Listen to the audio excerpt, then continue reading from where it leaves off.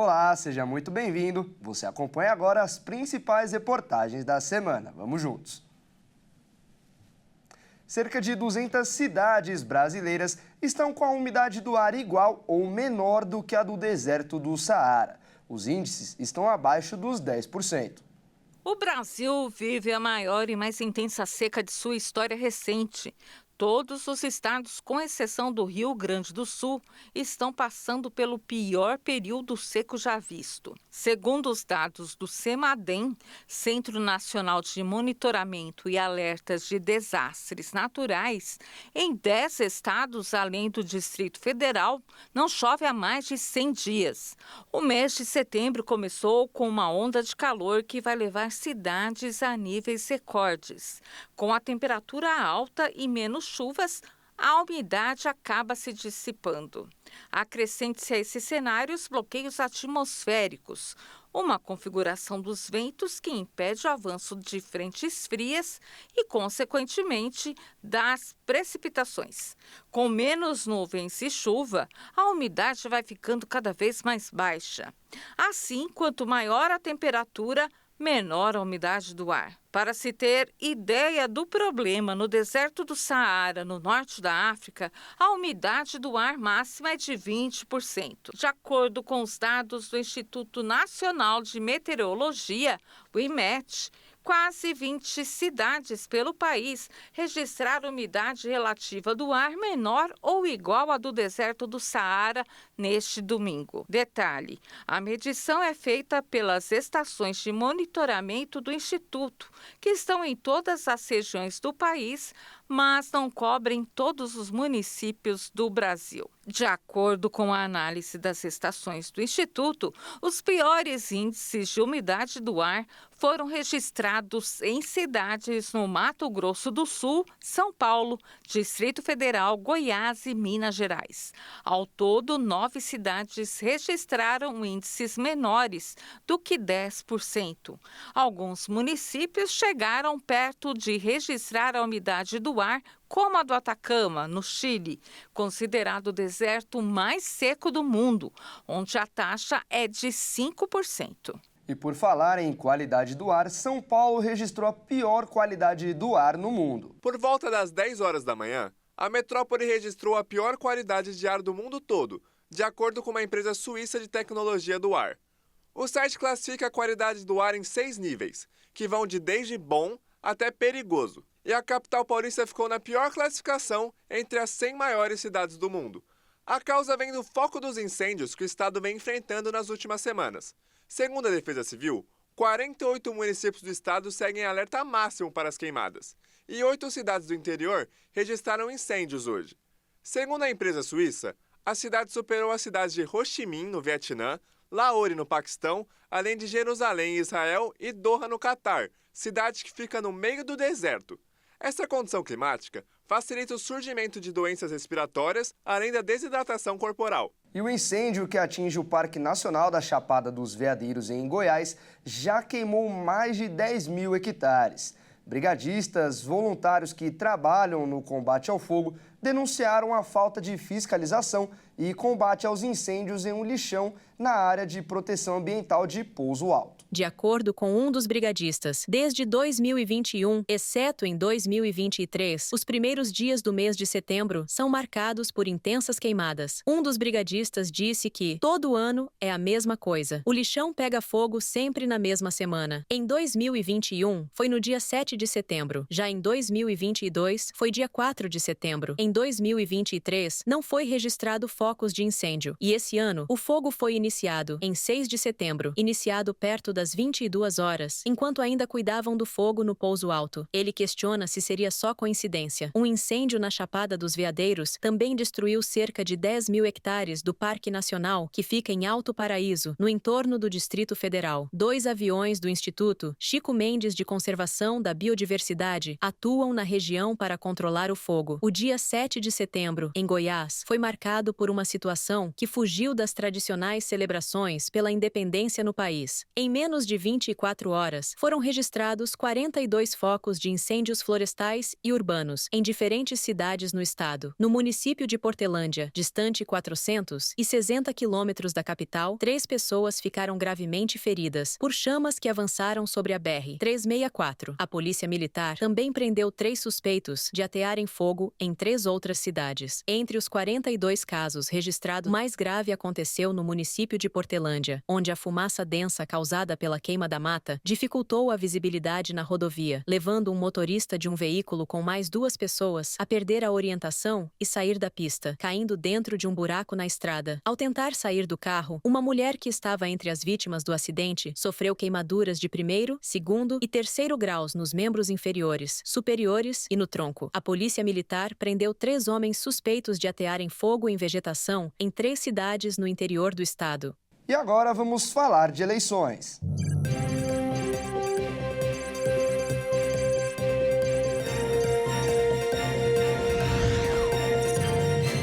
O Tribunal Superior Eleitoral realizou a cerimônia de assinatura digital e lacração dos sistemas eleitorais, que serão utilizados nas eleições municipais de 2024. A presidente do TSE e ministra do Supremo Tribunal Federal, Carmen Lúcia, disse que a lacração garante que o eleitor encontrará uma urna indevassável, ou seja, se fecha qualquer possibilidade de burlar a integridade do sistema, que incluem softwares e aplicativos de funcionamento, segurança, auditoria e transmissão dos dados da urna, entre outras funcionalidades.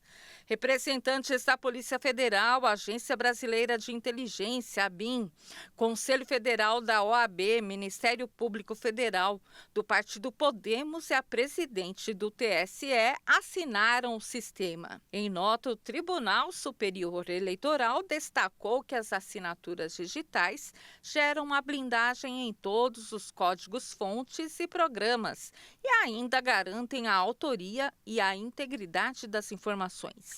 Cada uma delas gera um resumo digital que corresponde a um código único. Caso haja modificação no arquivo lacrado, a alteração será facilmente detectada. Após a lacração, cópias dos sistemas são armazenados pelo TSE. Os dados também são liberados por uma rede própria da Justiça Eleitoral para os tribunais regionais prepararem as urnas para a votação. Mais de 39% das crianças e adolescentes, além de estudar, precisam trabalhar no Brasil. O estudo foi divulgado pela Universidade de Stanford, nos Estados Unidos. Durante o levantamento, eles ouviram 2.889 alunos de 6 a 17 anos e 162 escolas de todos os estados brasileiros. Também foram entrevistados 373 professores e 222 gestores de estabelecimentos de ensino. A margem de erro é de 1,82 pontos percentuais, com 95% de confiança. Pelo relatório, os jovens foram questionados se, com base no mês anterior, faziam alguma atividade por pelo menos 1 hora semanal de maneira remunerada ou uma atividade não remunerada acompanhada de algum adulto, excluindo o trabalho doméstico familiar. A mesma pergunta é feita pelos entrevistadores do IBGE a adultos na Pesquisa Nacional por Amostra de Domicílios Contínua para contabilizar o trabalho infantil. O percentual de crianças e adolescentes nessa situação foi de 4,9% ou 1.080.000, segundo os números mais recentes de 2022. De acordo com os pesquisadores, os critérios usados para classificar o que é trabalho infantil pela Equidade Info são os mesmos do Instituto. Os 39,4%, considerando o universo de matriculados, equivaleriam a aproximadamente 13.300.000 pessoas. O pesquisador diz que, estimando-se os que estão fora da escola, pode passar de 14 milhões de crianças e adolescentes. A diferença é que a PNADC considera as respostas dadas pelo adulto responsáveis pelo domicílio, geralmente os pais das crianças.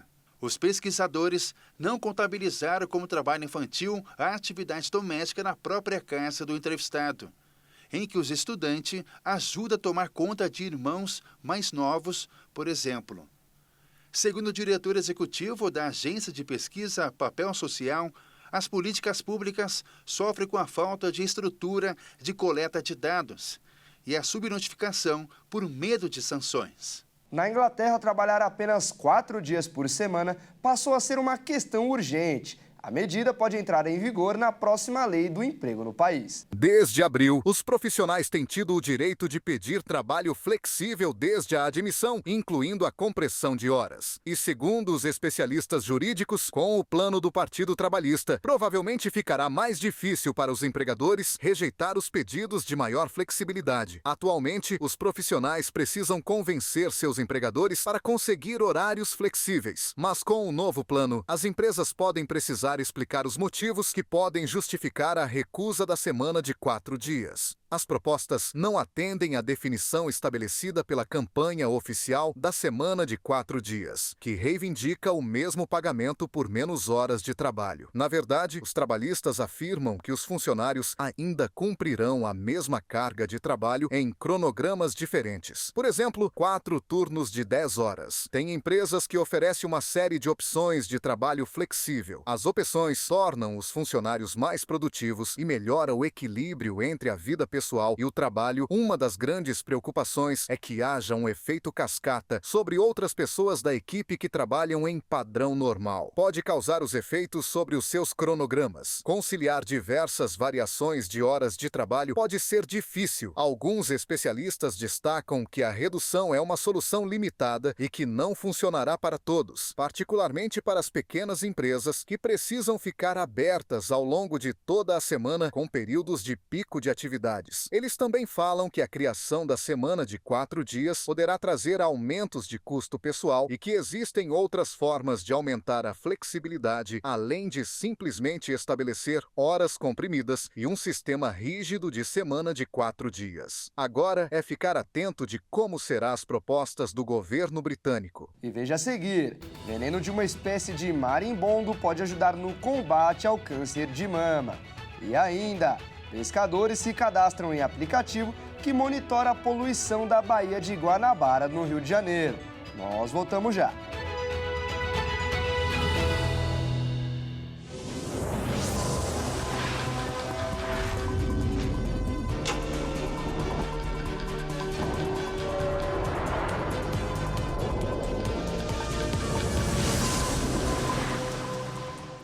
Nós estamos de volta. Várias unidades públicas e particulares de Campo Grande estão enfrentando superlotação de pacientes. A paciente que não quer ser identificada ficou uma semana internada no Hospital Regional em Campo Grande. Ela deu entrada para uma cirurgia de pedra no canal da vesícula, mas o que vivenciou lá dentro considera desumano. Aquele hospital ali é sem condições nenhuma, certo? Os pacientes que vão para lá ficam jogados no corredor, né? Corredores, dividindo lixo, dividindo ratos, entendeu? Umas más condições, pessoas jogadas no corredor em frente ao necrotério, né? Os médicos ali fazem o que podem, né? Os enfermeiros, mas não tem funcionário suficiente para atender tudo aquilo ali. Foi ela quem gravou esse vídeo. A superlotação fez com que fossem providenciadas diversas macas pelos corredores. Além do número insuficiente de profissionais para atender a todos, ela denuncia falta de insumos, macas quebradas e banheiros sujos. Né? O banheiro que é destinado aos pacientes é o mesmo que é destinado aos acompanhantes, certo? Ali tem pessoas de tudo que é jeito, tudo que é tipo de doença, né? Eles não são esterilizados, os banheiros. Os banheiros, assim, entre aspas, porque é o que tem. Você tem que aceitar aquilo ali. Ou você fica ali usando lenço umedecido, entendeu? Não tem condições de higiene nenhuma. Você chega ali com um problema, você sai com outro. Ou você enlouquece naquilo ali. Uma situação que mexe com toda a família. E não é só a situação dela, a gente vê tanta pessoa quando a gente vai fazer a visita, a gente imagina a situação da família, que não é só a dela, toda a família fica nessa tristeza, nessa função, pensando. Não consegue dormir na realidade, nem mãe, nem irmão, nem primo, nem sobrinho, ninguém. Isso envolve a família inteira da gente. Nós queremos um atendimento mais ágil, né? Uma coisa que chega ali e resolve essa situação de fato, para não ficar passando por isso, né? Porque ali corre risco até de morte, se a gente for ver. Risco de uma infecção, de uma bactéria. Como já teve muito caso aí que a gente vê, que a pessoa foi para fazer uma cirurgia simples, acabou dando uma infecção e acabou morrendo. O mesmo problema está passando a Santa Casa de Campo Grande. No pronto-socorro também há superlotação e sobrecarga para os profissionais da enfermagem. Como vocês estão observando, tem vários pacientes deitados em macas, né, não estão bem acomodados. Aqui é um setor que você não tem estrutura suficiente para poder dar banho no paciente, oferecer uma assistência de qualidade. A Secretaria de Saúde do município, ela suspendeu a unidade que fica aqui dentro da Santa Casa, onde essa central ela regula, né, os pacientes que realmente necessitam ser atendidos pela Santa Casa ou aí aqueles que necessitam ser atendidos na rede municipal. Então, como havia suspendido, os pacientes começaram a procurar diretamente a Santa Casa. Então, o atendimento, por ser um hospital que já vive lotado, esse atendimento ele dobrou. E dobrando o atendimento, acaba também dobrando aí a questão da assistência, implica na assistência direta aos nossos pacientes, né? Então, hoje nós não temos quantitativo suficiente de profissional para atender, nós temos um déficit aí em torno aí de mais de 150 profissionais que está faltando, e os nossos profissionais hoje, para poder atender essa demanda que está chegando, está tendo que fazer jornada dupla para poder atender. Então, aumentou o número muito de horas extras, mas também está aumentando o número de pacientes adoecidos, né, que estão pegando atestados, estão se afastando. As macas estão quebradas, os pacientes precisam ser transportados e a enfermagem acaba passando por essa situação complicada, porque é um risco não só para o paciente, mas como profissional também.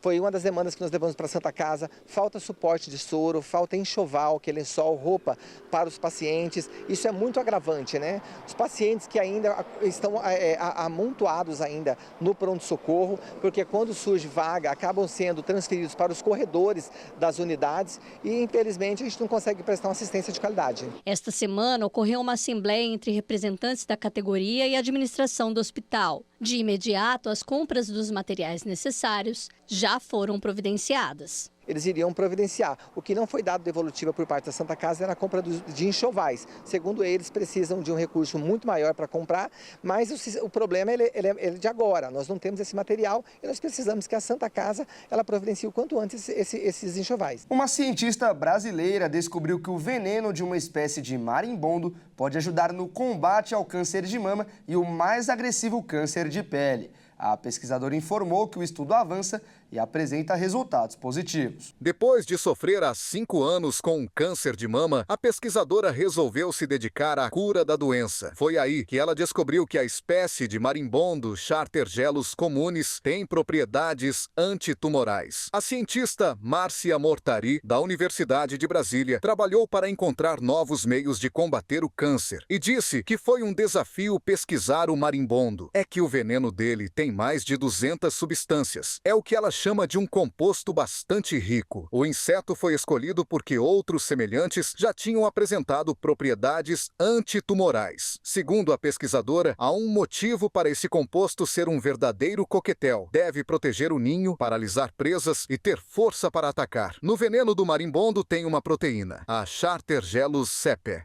que é capaz de destruir as células cancerígenas. Os estudos mostraram que essa proteína é eficiente contra 2 subtipos de células doentes, o HR e o triplo negativo, que é um dos de mais difíceis de serem tratados. Os primeiros resultados foram publicados na revista Toxicology em 2022. Além de ter funcionado contra as células do câncer de mama, o veneno do marimbondo também se mostrou efetivo contra as células de um melanoma. Atualmente, a cientista trabalha para transformar o tamoxifeno mais tolerável às pacientes que precisam recorrer a ele. A ideia é reduzir os efeitos colaterais, como calores, queda de cabelo e dores musculares. E cientistas norte-americanos descobriram um anticorpo que protege contra todas as variantes da Covid-19. A descoberta, liderada pela Universidade do Texas, pode ajudar no desenvolvimento de novas vacinas e tratamentos para a doença. Um novo estudo descobriu um anticorpo que é capaz de neutralizar todas as variantes do SARS-CoV-2, vírus causador da Covid-19. A equipe de cientistas isolou o anticorpo. Os pesquisadores obtiveram a sequência molecular exata do anticorpo, abrindo a possibilidade de fabricá-lo em uma escala maior para tratamentos futuros. Desde que o vírus da Covid-19 foi descoberto, ele evoluiu rapidamente. E a cada nova variante, ele se torna resistente a vacinas desenvolvidas e tratamentos. Com isso, o objetivo da atual pesquisa é desenvolver uma vacina universal que possa gerar anticorpos e uma resposta imune com ampla proteção contra o vírus e suas mutações. Os pesquisadores da Universidade de Texas, que foram os primeiros a decodificar a estrutura da proteína spike original, verificaram quais eram as capacidades na neutralização das variantes do vírus. E para isolar o anticorpo, eles utilizaram uma tecnologia que oferece uma visão mais detalhada da resposta dos anticorpos à infecção e à vacinação, usando uma combinação de sequenciamento de DNA de célula única e que busca maior entendimento no nível molecular. Há 50 anos atrás, o Asa Delta chegava ao Brasil. O pontapé inicial, ou melhor, o voo inicial, foi dado por um francês lá no Rio de Janeiro. Há 50 anos acontecia aos pés do Cristo Redentor o voo que inaugurou a Asa Delta no Brasil. O conhecido Homem-Pipa, chamado Stephen Du Noyer, deu o pontapé inicial no esporte no país. Dezenas de pessoas estavam aos pés do Cristo para ver uma das 7 maravilhas do mundo, localizada no Morro do Corcovado, no Rio de Janeiro. Mas acabaram sendo surpreendidos quando avistaram um francês montado em uma pipa gigante com cores da bandeira da França, procurando um lugar para decolar. Um vento forte do sudoeste complicava muito o salto, mas ainda assim o estrangeiro misterioso não desistiu de realizar o grande feito. Um voo de 6 minutos e meio foi o suficiente para que o esporte se tornasse parte da identidade carioca. A Pedra Bonita, localizada no Rio de Janeiro, se tornou um berço para grandes atletas do parapente e da Asa Delta. A intenção de Stefan era provar que era possível sobrevoar a capital fluminense com uma gaivota. Aquele dia, em 1974, significou o nascimento do esporte no Brasil. E o francês, por sua vez, cumpriu a sua meta, promover a prática do esporte no país. A diversificação de culturas na sucessão entre milho e soja aumenta o lucro do produtor em até 11%. É o que revela a pesquisa da Embrapa em 3 modelos de produção mais lucrativos. Sustentabilidade e possibilidade de plantio sem preparo prévio do solo para o cultivo de inúmeros grãos. Ações possíveis para o homem do campo por conta do desenvolvimento prático da rotação de culturas. E um estudo produzido ao longo de 3 anos no Paraná aponta que a sucessão entre o milho e a soja aumenta em até 11% o lucro do produtor. Para este pesquisador da Embrapa Agropecuária Oeste, são vários os benefícios do método, inclusive econômicos. Quando se introduz, por exemplo, a aveia, que também é muito eficiente em crescer raízes no solo, ou o trigo, que é um produto econômico de altíssimo valor, nós diversificamos o ambiente solo. E a soja que vem depois, ela tem essa diversificação. Quando nós temos muitos micro-organismos no solo, eles competem entre si, eles diminuem os maléficos, por exemplo, eles se equilibram e não chegam a vir até a soja numa quantidade exagerada, que vai causar problemas para a soja. Então, isso é também um motivo, essas plantas aveia mais do que trigo, mas elas funcionam como plantas para rotação de culturas. Então, ajuda nesse ambiente solo para que a soja em sucessão tenha benefícios, seja com espaço poroso, armazenamento de água, mas principalmente a permanência de nutrientes como potássio e nitrogênio, entre outros, que se não tivéssemos as culturas, eles seriam perdidos em parte. Assim, eles permanecem no ambiente e a soja se beneficia disso. A rotação de milho, segundo a safra, sozinho ou em consórcio, com braquiária ou cereais de inverno como o trigo, é uma alternativa para diversificar a produção. Esta prática reduz custos e aumenta a produtividade da soja, superando o modelo tradicional. Além disso, a cobertura de solo melhora a qualidade da terra, resultando em melhor desempenho e, consequentemente, produtividade, tanto para a soja quanto para o milho. E o modelo é aplicado nesta propriedade que fica no distrito de Picadinho, em Dourados. Darcy é defensor da cultura do trigo e sempre incluiu em sua propriedade. Esse é o segredo do agricultor, que há anos tem lidado com a terra e descobriu na diversificação de culturas uma estratégia eficaz para se proteger também contra os nematóides. A rotação mesmo, a gente tem que sair do cultivo, a monocultura, milho e soja, milho e soja, milho e soja, que já vem há muitos anos. Como antigamente se tinha soja e trigo. Nunca é bom, nenhuma nem outra. A quebra dessa continuidade, isso é muito benéfico para a terra, para você conseguir combater alguns insos que são de difícil combate no meio do milho, no meio do soja. Às vezes no trigo você consegue combater com facilidade. E até porque o trigo ele tem uma alelopatia que é muito forte e em cima de vários insos. Então, ele é uma planta que, por si só, já ajuda você a desinçar a lavoura. Ainda de acordo com o SECOM, todo este processo leva a um solo ainda mais saudável, principalmente quando a rotação é feita com braquiária, crotalária, entre outras leguminosas, porque nesta situação a terra absorve ainda mais nutrientes.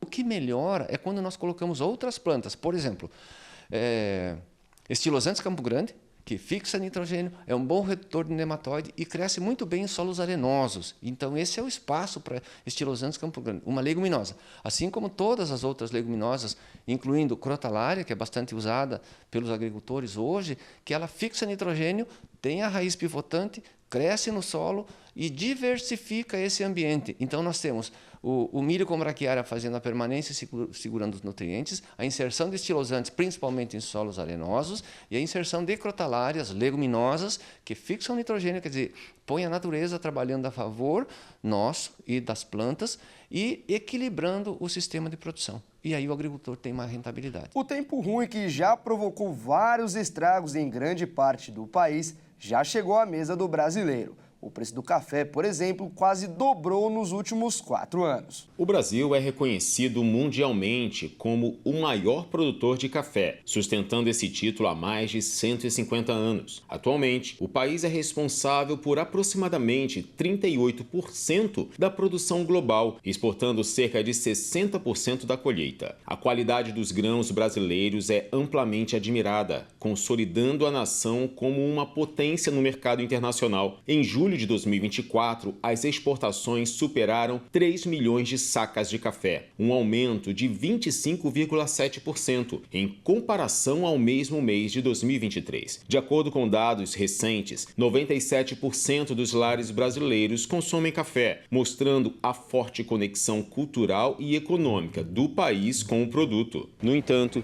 as condições climáticas adversas têm impactado diretamente a produção e os preços do café.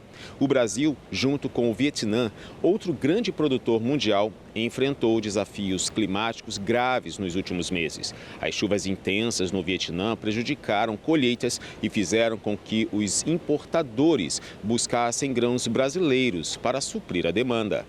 No Brasil, a previsão de uma seca prolongada em várias regiões produtoras de café eleva ainda mais os preços. Desde 2020, o custo do pó de café nos supermercados brasileiros quase dobrou, registrando um aumento de 90%. O valor do quilo do café mais básico varia atualmente entre R$ 40 e R$ 50 nas principais capitais do país. Além das questões climáticas, a alta do dólar contribui para o aumento dos preços, já que exportadores preferem vender no mercado internacional, onde o câmbio é mais favorável. Até agosto de 2024, o preço do café nas prateleiras brasileiras subiu 17,65%, tendência que deve se intensificar nos próximos meses. No Brasil, o café consumido é uma mistura predominantemente das variedades arábica e robusta. Em média, essa combinação é composta por 2/3 de arábica, que se destaca pelo pelo sabor mais doce e suave e 1/3 de robusta, conhecido por ser mais amargo e intenso. Essa mistura reflete a preferência nacional por um equilíbrio de sabores, mas com o aumento dos custos e a pressão sobre a produção, a indústria pode se ver forçada a fazer ajustes na composição dos blends consumidos no mercado interno. Além disso, o cenário futuro prevê que o impacto da crise climática e a valorização do câmbio continuarão a pressionar o setor, tornando o café um item básico na cultura brasileira cada vez mais caro. O lado bom do campo vem das maçãs. Durante as comemorações da 24ª edição do Festival na Serra Catarinense, os produtores souberam que as frutas produzidas no estado serão inspecionadas e enviadas para exportação. A maçã é uma grande riqueza de Santa Catarina. O estado é um dos principais produtores dessa fruta. Durante a 24ª Festa Nacional da Maçã, houve uma conquista importante. O Ministério da Agricultura autorizou que as maçãs frescas destinadas à exportação sejam inspecionadas e certificadas diretamente em São Joaquim e Fraiburgo pelos polos de produção, sem necessidade de enviá-las ao Rio Grande do Sul. Além disso, o governador assinou um contrato com a prefeitura para que a EPAGRE possa melhorar o monitoramento climático na região. Entregamos a ele o documento que eu recebi do ministro Carlos Fávero, do ministro da Agricultura, meu amigo pessoal, nos confirmando que o ano que vem nós teremos aqui a inspeção em São Joaquim, para não precisar mais depender do outro estado do Rio Grande do Sul, dos nossos amigos, enfim, e fazer com que a gente não perca valor agregado, indo para o porto, perdendo o valor, o preço da tonelada da maçã. Segundo o governo do estado, a Associação Brasileira de Produtores de Maçã vem trabalhando há muito tempo para que as maçãs de Santa Catarina possam ser certificadas e inspecionadas diretamente no estado para exportação. Hoje, os produtores precisam mandar a fruta para o Rio Grande do Sul, onde o Ministério da Agricultura faz essa inspeção e logo após a certificação. Só depois disso, as maçãs são enviadas aos portos para serem exportadas. Dizer que eu estou aqui com muita alegria nessa festa, que é uma festa da família, uma festa reconhecidamente, o Brasil reconhece, está no calendário, uma festa nacional, onde tem uma das riquezas mais importantes de São Joaquim. Quando nós estivemos aqui em junho, fazendo a comemoração, potencializando vinho, maçã, pera, pinhão, mel, queijo, para quê? É para que as pessoas, o Brasil possa conhecer o que nós produzimos aqui. O evento contou com o lançamento de 2 livros consolidados pela parceria entre EPAGRE e Sebrae de Santa Catarina, exaltando a maçã Fuji da região de São Joaquim. A fruta é certificada pela indicação geográfica na modalidade denominação de origem, que está agora também fundamentada na história e na cultura pela edição dos 2 livros. É cada vez maior o número de pescadores cadastrados em um aplicativo que tem como principal função o monitoramento da Baía de Guanabara, lá no Rio de Janeiro. Quando eles percebem que caiu alguma coisa na água que polui, denunciam na hora. O aplicativo De Olho no Mar, idealizado pela Almar em parceria com a organização ambiental 350.org, foi lançado em julho deste ano. A ideia da ferramenta é manter um meio de comunicação entre pescadores e trabalhadores que dependem da Baía de Guanabara. Nele, é possível se informar e realizar denúncias de irregularidades na baía, como despejo de produtos químicos, manchas de óleo e embarcações abandonadas, além de lançamentos de matéria orgânica clandestina e de chorume não tratado. A denúncia é feita de forma anônima para preservar a identidade e a segurança do denunciante.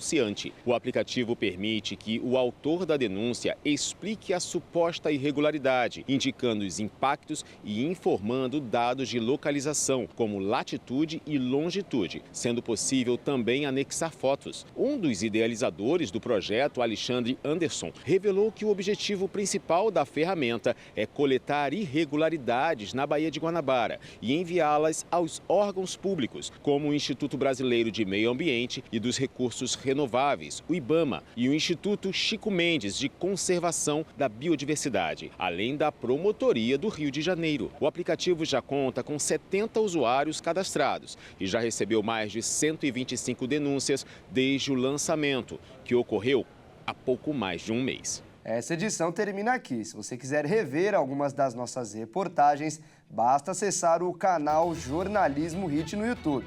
Muito obrigado pela companhia e até mais.